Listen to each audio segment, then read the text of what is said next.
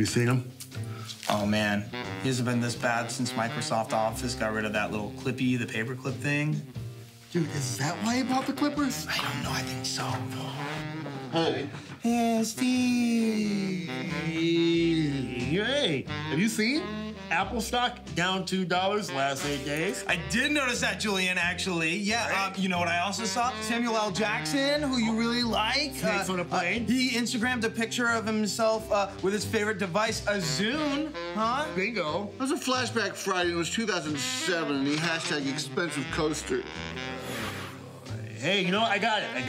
Your favorite show, taping live from LA all this week. Yeah. Let's turn it on. Fire it up. Here we go. The box score! Woo! And the Rockets. Whoa. What happened to LA? Don't let that. Hold on.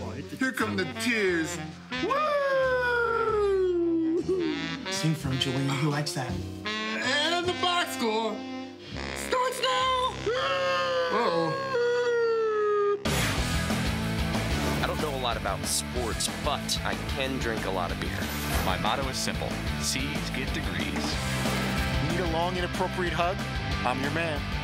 I think I'm smarter than you, because I probably am. Howard Collins for box score.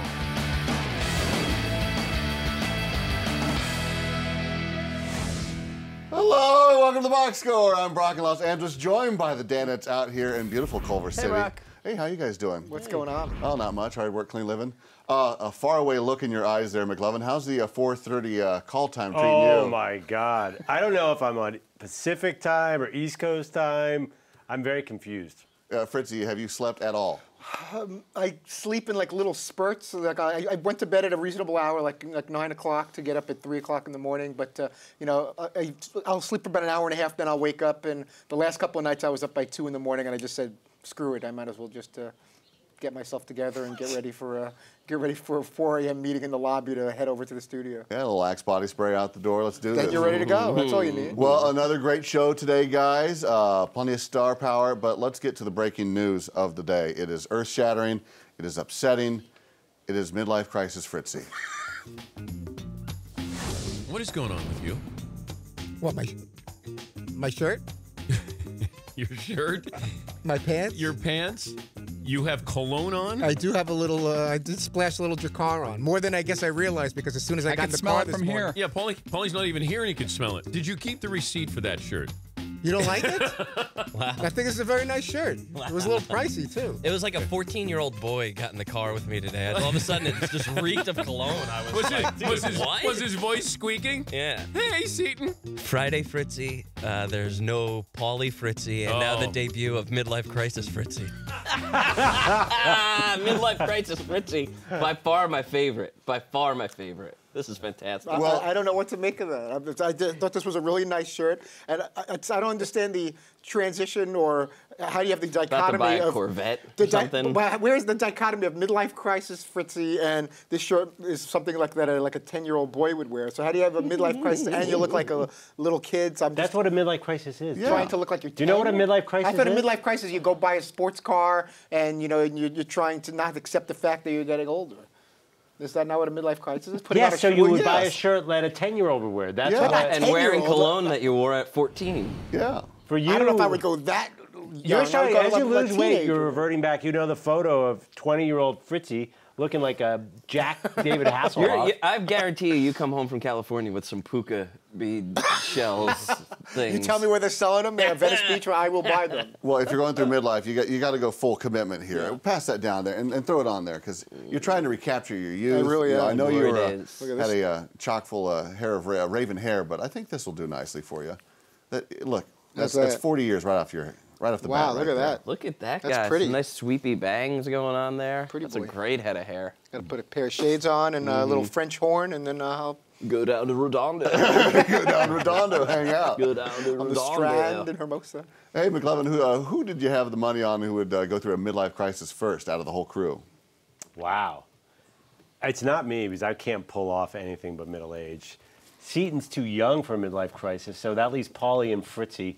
Fritzy, because of the weight loss, and Fritzy's still got He's a frisky cat, that Todd Fritz. Like he is. You see that? He is claws, frisky. He has not been declawed yet, if you know what I mean. Man, is that a good call? All the oats have not been sown, and that's, yeah, he's dated 4 women in his entire life. Who's most likely to? This is what happens. Yeah, the wife is not thrilled with me. And I do bring that up more often than I should about it. I don't know if I fully got all the experiences out of my system. And I try to bring in the experiences to include her. Absolutely. I'm inclusive. Like, it's not like instead of you, this one. I mean, in addition to you. And just, no play for Mr. Gray or Mr. Blonde right now. No, husband of the year. Can you edit me out of stuff? Like, is there like a live green screen or something? Insane world do you operate I've created certain scenarios and, just no sale on that.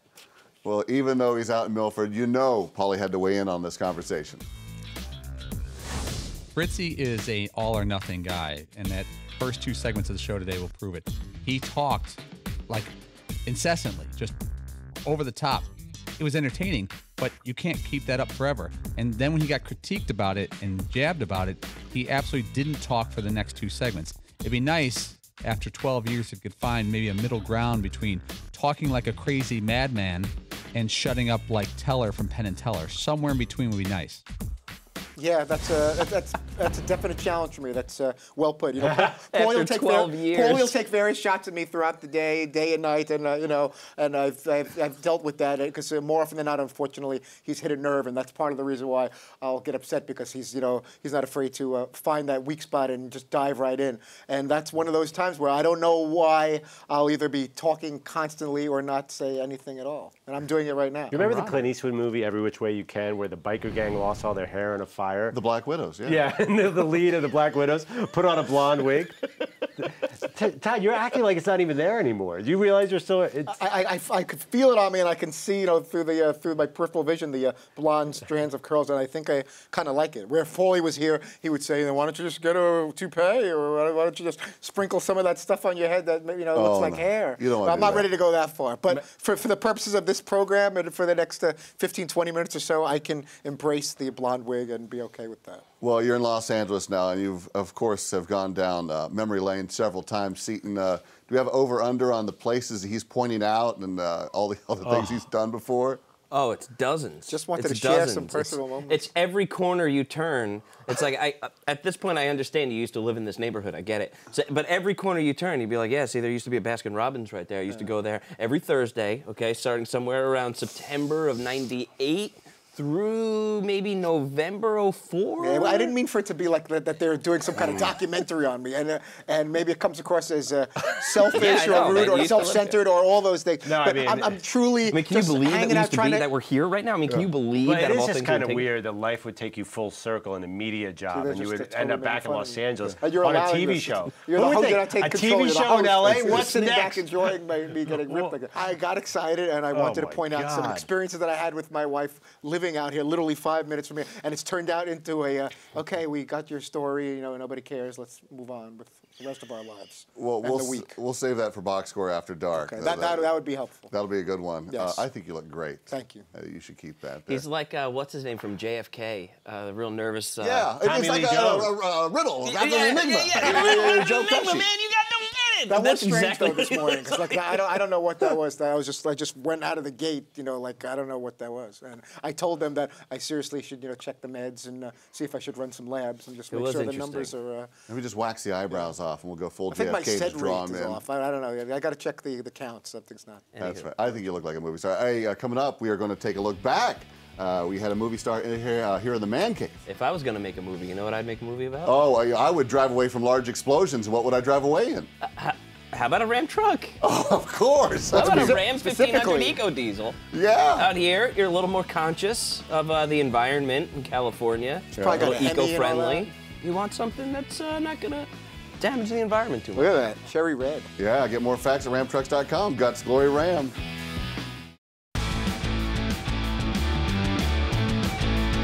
People with Entourage said, who would you like to have on the show? And I said, Emmanuel Shrieky was who I asked for first. And they said, well, if you can't get Emmanuel, and I said, well, Kevin Dillon. And then, what if you can't get Jeremy Piven? And then I said, what about Lloyd? And then they said, well, what about Jerry Ferrara? I said, oh, that's right. Yeah, Jerry, we've had him on many times. He's always great. But I'd prefer Emmanuel Shrieky. Yeah, Jerry always shows up because he doesn't have anything else to do. So let's just go to old Ferrara. Welcome back to the Box Score, guys. Jerry Ferrara on the show today. I was going to ask you a question about his interview, but something just earth-shattering just happened right now while we were at break. Seaton, could you fill us in on what happened? Oh, man. Well, we got an invite to a screening of the Entourage movie tomorrow night. New York? No, here in Los Angeles at the Playboy Mansion. Oh, not exactly your ordinary movie theater. It's limited space, and there's room for 4 hooligans if we were so interested. Now, that being said, it's late. What's late? The screening is late. It's at like 8 o'clock or something like that. Can I really be that lame that I'm like, you know what, man, I don't know, we got to get up early. Do I really feel like going to that? I really don't know how we turn that down. the whole creepy, sex thing aside with me and my persona, I think just the average gentleman, with an opportunity, which would be a once-in-a-lifetime opportunity, I would say for most people, unless you're a big shot that gets to go whenever they want, to go see the Entourage movie at the Grotto and at the Playboy Mansion with Hef walking around with his robe and his pipe and everything like that, and who knows what else is walking around there. Like, sure. Let's settle down and watch the movie. And his wife. Who's he married to right now? I don't know. They may have a few wives. I don't know if he's a polygamist. There's always like a number of women over his shoulders. I don't know who he actually went down the aisle with, and who and they have an understanding, and who he just has on the side. But he's always flocked by a number of them trying to get that big centerfold spread there. So. I wonder if Scott Baio will be Scott there. Baio has. Yeah. He's been through them all. Yeah, he's. And James Caan, didn't he? He stayed there for an extended amount of time. Yes, he did. Yeah, he moved in. Took down everyone from like 80 to 96 or something like that. When you get your mail forwarded to the Playboy Mansion, they're doing something right. To have that as like a second home, that's pretty. To be like the Kato Kalin of the Playboy Mansion or whatever James Caan was. But I think we need to. Will you wear this wig if we go? If that was the only way for me to get in, I certainly would. But I would rather just throw caution to the wind and my scalp to the wind. Now, when you go to the Playboy Mansion, do you have to wear a smoking jacket? Like, what's the etiquette? Oh, yeah, is there like Brock, some have you type of been? attire? Well, no. I've been in the same zip code. I've driven down, I think, some boulevard, Beverly Hills or something like that. But I've several times with binoculars. No, delivering pizzas and stuff. I was there once for a couple hours for work, if you could call it work. But trying to set up radio interviews. But I was just kind of staying out of the way and trying not to be too creepy and ogling the ladies as they were walking around. You seem sort of pensive about this whole Playboy thing. Would you do a show from there for a week? I'd feel more comfortable doing a show there. Showing up, I have to be honest, I just feel like I will stick out as kind of a sore thumb at the, is that the expression? I don't feel like I'll fit in. Or you might fit right in. I don't know who you're looking at here, but do you think any of us fit in there? Blondie Todd does. He's in his element. Dan is probably the only person who can actually be comfortable there. Yeah, I feel like. But I was thinking about this today, like when Dan was like, man, why didn't we get Emmanuel Shrieky in the studio or whatever? And part of me is like, oh, thank God, because there'd be like the 4 of us just awkwardly sitting here like, hey, that'd be kind of, right? Totally. We get kind of goofy like that. And that's what, tomorrow it's like, oh, wow, Playboy Mansion, that would be pretty cool. Great. I'm going to feel really awkward for 3 hours. I remember that they don't let you, into the actual mansion. At least, I didn't have the special passes that maybe some of the big shots have. But so you're just kind of hanging out in the grass. I'm concerned with my, my irritable bowel situation. Like if we're hanging out there, I'm just throwing it. We make fun of it enough. I'm going to put it out there. If you're eating little appetizers, something disagrees with you or whatever, I get a little anxious because a guest canceled or whatever it is, and there you are, and I'm not going to do what we've talked about on the show, like peeing in the grass or something more significant and more involved than that. And if they don't let me in the building, they're not going to. I can't imagine there's porta potties outside the Playboy Mansion for the guests. You're allowed in or you're holding it in until you get back to the hotel, which could be extremely uncomfortable for me. All right, this is enough of a nightmare here. Coming up after this, it is a body swapping nightmare for the Danettes.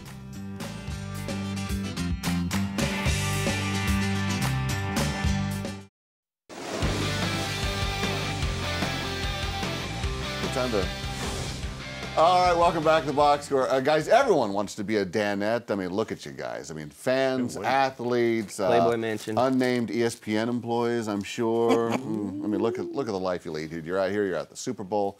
Seton, how about this? What is the most uncomfortable request you've had for someone wanting to be a Danette? Oh, man, is that... I don't know that I could say this on the air without giving the person away. What, like they would perform sexual favors for you to get him to become a Danette? Is that what we're talking about? No. What are we talking about? We haven't lost the Playboy theme or the hair. I like that. Oh, I thought like I'll do anything to be a Danette. One of like my old buddies at ESPN, like one of my old roommates, was like, "Hey, dude, if you could get me in as a Danette." No, so if maybe there was some girl that said like, I'll do A, B, and C if you get me on intern for a day. No, no one's ever offered anything like that. I haven't gotten that either. But there have been situations where it has been. Oh man, I wish I could say this, but I can't because the person will be immediately known. But there have been awkward phone calls and conversations about. So, what's the story there? Any openings? Any room there? And you're like, no, not even close. Not even close. All right. Well, we all want to be Danettes, of course, but we were wondering which Danette you guys would switch with. Sounds like a perfect opportunity to play. Ram 1500? Oh, no. Oh, not that. Which truck was...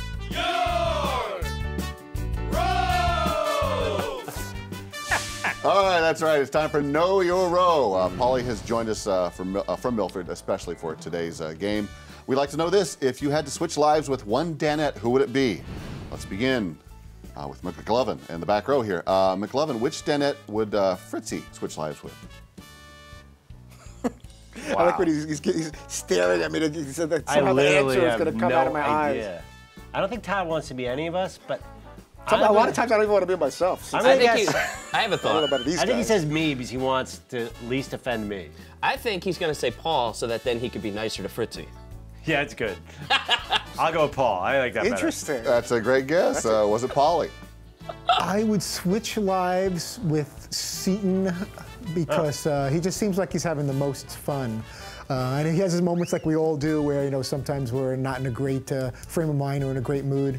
And McLovin's always in a good mood. So, I would do, I wouldn't mind being him either. Paulie's got that wit and sarcasm down, but all those things being said, Seton looks like he knows how to have a good time. That's something I can learn from him because there are times when I feel like I should be enjoying myself in general more. That was a really weird answer, I just have to say. That was for some weird. reason, I feel like even despite the fact that I'm in a bad mood often. But Andrew, who's never in a bad mood, why would you switch with the guy who's never in a bad mood? And like a little dig at Paulie there with the sarcasm. But what I need to narrow down my answer because I don't know why I need to give you all the ones I didn't pick before well, I'm waiting for some kind of drum roll for my actual answer. I could have just said Seton. He looks like he knows how to party and he goes to concerts a lot and enjoys himself while I'm home all night. Oh my God, we don't have anybody for the second hour for the show tomorrow. So that's what I meant. And instead, I had to group everybody. You know this is a show. He's not a therapist who's paying. That's true. I could use some $100 an hour. But he's a very caring, compassionate guy. So I could kind of. I listen with my heart. Okay, front row, Seton. Who did Paulie pick? I'm going to use the reverse of what I just said before. I think he would be Fritzy so that he can lighten up. Was it Fritzy? Does that make sense? Yeah, sure. Was it Fritzy? Well, we all kind of have the same life. But I would say McLovin because I wish I would have done better in school and tried harder in school and gone to a better college to, open up opportunities. I'd like to have gone to a school like Dartmouth. That being said, we're all in the same place right now. Yeah. Pretty dumb answer, too. All right, we're going to have to do this, I think, coast to coast here. Keeping it with the front row. Paulie, who would Seton switch lives with? All right, Seton, if he had to switch lives with one Danette, I think he's going to say me. Our lives are pretty similar. A couple C students, living great. But, I kind of eat a lot. I spend most of my time in Vermont eating meat. And, that's it. I can't think of any other reason you'd want to be me. Who would he switch lives with? Was that the answer? I have no idea. Now, am I supposed to say something, or are you going to go to the tape of me saying which one I said? Who did he pick? He picked me. No, wait, he said I would want to switch with Paul. I'm confused now. Now we go to the tape of Seton. Paul, now you have to go to the tape of me giving my answer that we taped before. I'm all confused. All right. What did he say? I would switch lives with McLovin, I have but no idea only what was because he going on. lives in New York confused City. there. I said I would switch lives with McLovin because he lives in New York City. Okay. That was my reasoning. That's right. That was wrong. That was wrong. Paul I got heard it it wrong. wrong. Because Paul said I would want to switch lives with him. Okay. And that was wrong. I I'm said confused. McLovin. You don't say. Thought this one out, Brock, huh? All right. Thinking about the grotto. Now Todd has to ask me who I want to switch Okay, lives with. perfect. Okay, Todd, who would he switch lives with? I think McLovin would switch lives with Seaton for the reasons I gave about me, about the whole just kind of breaking free and just, I'm going to live in the moment and have a good time and devil may care kind of attitude. Was it you? If I had to switch lives with one other Danette, I would just end it. I'd commit suicide. Oh my God. Wow. That's a morbid answer right there. Oh, that's He'd rather rough. be dead than have That to must have been a one bad day. You're not apologize. that way at all. That's so different than your daily demeanor to give an answer. Frankly, I didn't want to offend any other Danettes. When you guys put us in the position to pick one over the other, we have to be careful of Todd's feelings, so we don't. That's not an acceptable answer. We don't roll like that. Paulie maybe a little bit. He'll bring up something morbid like that, or like, who do you want to die Because in a this is also helicopter? serious. Because the idea we might actually switch lives one day, so we really have to put a lot of thought into this. It could go Freaky Friday. You never know. I don't like this. I don't like All the right. death talk. There are no winners. Dumb We all question. lose. Coming up, it's getting musical here in the man cave. If I was to write a musical, what would I write it about? Ram 1500, Brock. Oh, that's Probably, if you were going to switch lives. And that's a reason to live right there. Get your hands on one of those babies and cruise around. Eco Diesel. Oh, with its best-in-class towing, torque, and horsepower, I would switch lives immediately with the Ram Heavy Duty. God's glory, Ram.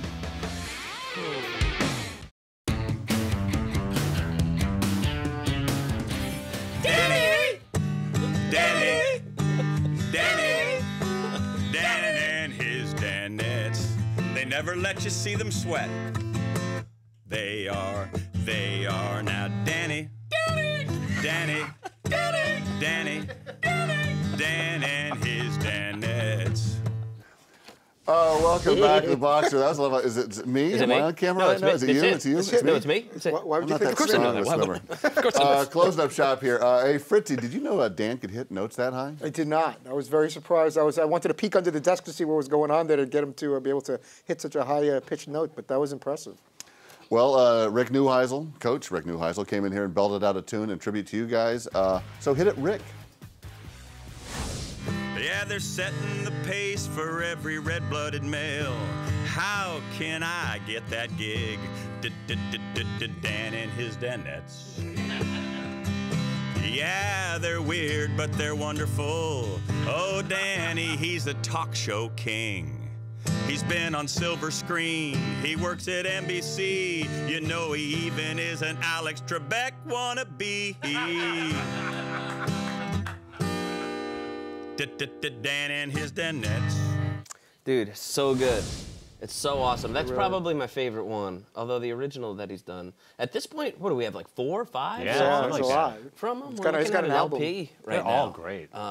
Yeah, but to watch him there and sort of go through his process, although I do kind of wish he was still in his underwear, as you had said, the tighty whities, that would have been a lot better.